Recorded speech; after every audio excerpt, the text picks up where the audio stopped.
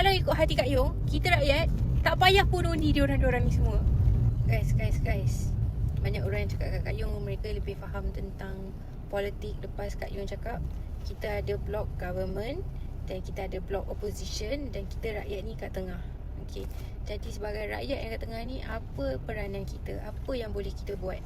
So sehari dua ni bila Kak Yung tengok keadaan politik dekat Malaysia ni, Kak Yung rasa semakin ni kepala. Kalau Kak Yung pening, Kak Yung rasa mesti ramai lagi rakyat biasa macam Kak Yung kat tengah ni yang pening juga. Okay, kenapa Kak Yung pening? Sebab Kak Yung tengok macam there's no one single block.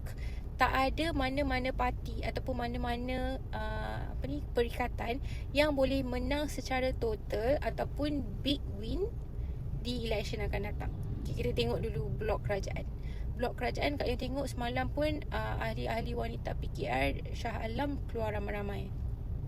Seperti yang kita tahu, PKR hari tu pun masa meeting pun ada insiden baling-baling kerusi lah. Jadi Kak Yung tengok blok PKR ni pun semakin melemah. Dan Kak Yung tengok banyak lagi yang keluar daripada PKR, yang ada yang ikut parti bersama Rafizi dan sebagainya. DAP macam biasa diam membisu, tak payah cakap apa-apa sebab dalam diam tengah buat kerja. Apa lagi kat dalam tu? Amanah macam biasa, dia tak pernah buat salah sebab dia tak buat apa-apa pun. UMNO macam biasa akan gaduh dengan semua orang ataupun akan rasa macam dia besar, dia dah decide untuk bertanding solo di Johor. I don't believe in all this apa-apa yang dicakap oleh UMNO ataupun PKR, DAP. Sebab pada saya simple je, orang-orang ni cakap lain, buat lain.